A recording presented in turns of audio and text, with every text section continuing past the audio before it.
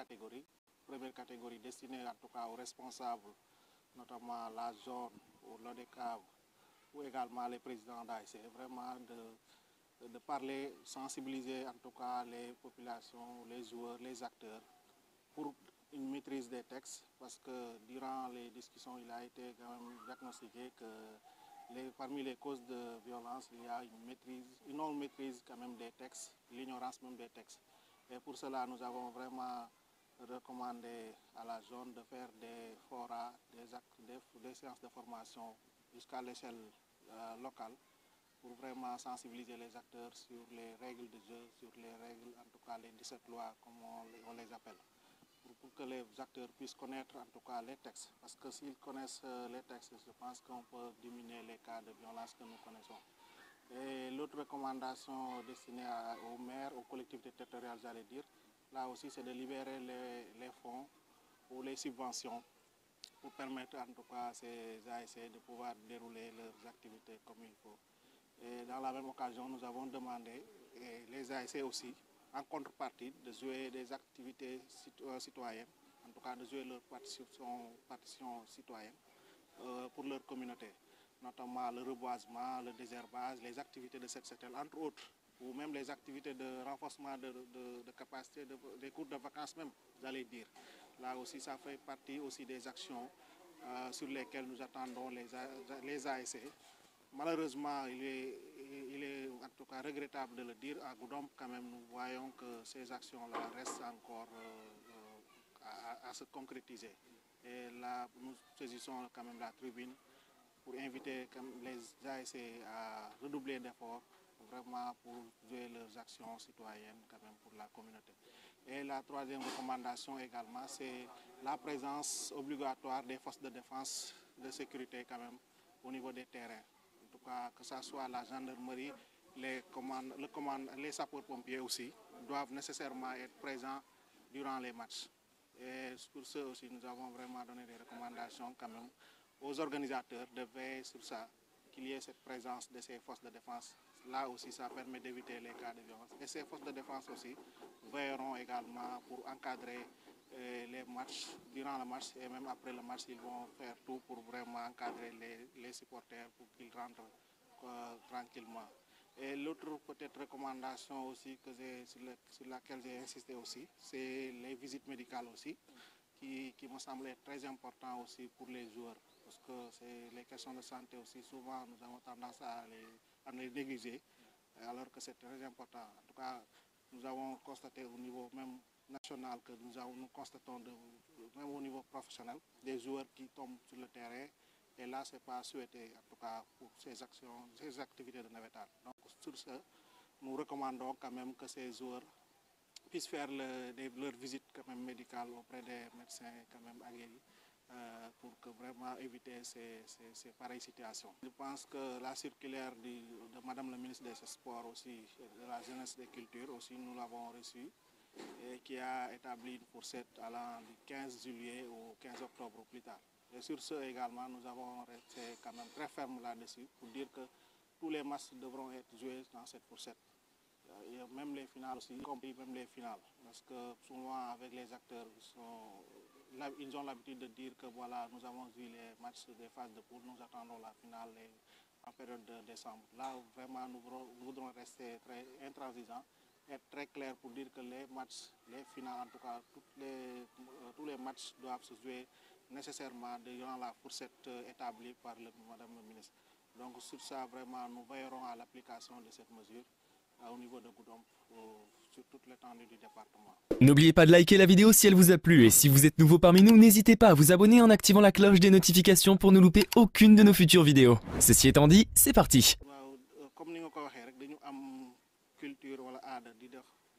at bu jot di def rencontre bi waxtaan ak acteurs yi waxtaan bi di xool en tout cas naka la ñuy mën a gën a améliorer suñu organisation nawetaan.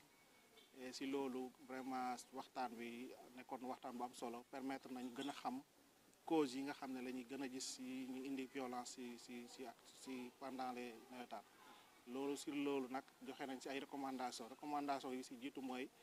di jëm si wàllu organisateurs yi ñoom seen bopp ñoom ñu war a gën a daf liggéeyu sensibilisation boo xam ne dañ koy commencer ci acteurs yi d'abord joueurs yi ci boppam pour que ñoom ñu gën a xam li nga xam ne mooy texte yi parce que aussi joueur en tant que joueur nga mën a gën a maîtriser texte yi ba bu arbitre sifflé wala mu tiré dara mu xam nga xam lan moo xew ci action donc loolu moo tax ñu gën a ñaax waa zone ak ODCAV ñu def ay séances de formation ak sensibilisation yoo xam dañ koy def ba échelle bi gën a suufee commune yi ñuy def ko fa invité acteurs yëpp pour que ku nekk xam règle de jeu yi parce que règle de jeu yi bu ko ñëpp xamee rek dina xaw a wàññi tuuti ci cas de violence yi jam beneen recommandation bi jëm ci wàllu collectivité territoriale yi mooy li nga xam ne mooy subvention yi ñi ñaax leen nag ñu gën a baral seen loxo pour que vraiment ndimbal bi jógee ci ñoom ñu mu gaaw a génn boo permettre ASC ñu mën a dérouler seen activité mais ci loolu aussi gën nañ ci ñaax ne ASC aussi bu ñu jotee subvention yi ñoom tamit dañu am lu ñu war lool communauté bi lu demee ni naan action citoyenne loolu nag li ñu ci wax mooy yu mel ni ay reboisement yu mel ni ay désherbage wala setal yooyu tamit ASC bu ne war na di góorgóorlu tamit di amal njëriñ communautaire parce que tamit football bi baax na mais action citoyenne yooyu aussi dañ leen ciy xaar ñoom que loolu aussi gën nañ leen ci ñaax ne leen tamit kenn ku ci ne parce que dañuy seetlu ne bu ñu école di waaj a tijji même pour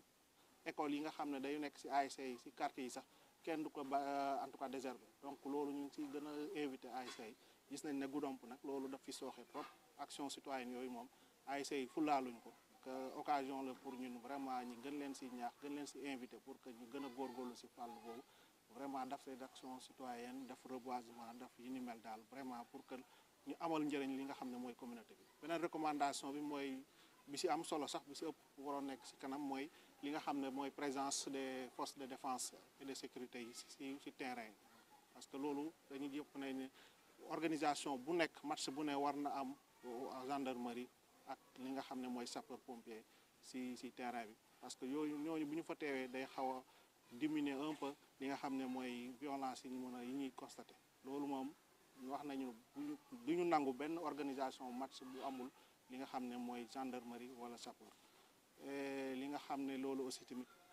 waxaale nañ ko mooy visite médicale yi nga xam ne ñaax nañ ci en tout cas structures yi ñu gën a ñaax joueurs yi ñu gën a farlu ci seen visite médicale yi xool saytu seen yaram balaa ñuy dugg ci terrain yi parce que gis nañ ne léegi loolu dafa récurrent trop joueur di daan ci terrain bi gis nañ dañ koy faral di gis ba ci milieu professionnel dañ koy faral di gis loolu nag pour éviter ko il faut joueur bi moom ci boppam en tout cas ci ndimbalu dirigeant et responsable yi mu dem xool li nga xam ne mooy médecin yi ñu xool ay yaramam xool ba xam ndax moom mën na def condition en tout cas yenn kii yi nga xam ne moom la ñu waral di def donc yooyu moo nekk ci tënk recommandation yi peut-être di wax mooy par rapport ak circulaire bi aussi bi jëm ci fourchette bi ñu fixé le 15 ba juillet ba 15 octobre loolu aussi dañu bëgg mu leer parce que Goudomp aussi dafa fas yéene en tout cas appliquer li nga xam ne mooy décision boobu ñu fexe ba match yëpp daal ñu joué ko ci fourchette bi nga xam ne établir nañ ko muy 15 juillet ba 15 octobre moo xam match de compétition match de poule la moo xam final la parce que seetlu nañu ne ñaare bu ñu joué ba mu des match final dañ koy ajandi mais loolu moom incha allah dinañ ci veiller ba au-delà de 15 octobre en tout cas Goudomp département bi du am li nga xam ne mooy action li jëm ci Oscar des vacances aussi waxtaane nañ ko mooy vraiment respecter horaire yi fexe ba 22h en tout cas au plus tard que activités yi ci war a am yëpp mu am ci ñu pour mu mun a jaar ci benn yoon en tout cas loolu moo nekkoon li nga xam ne waxtaane nañ ko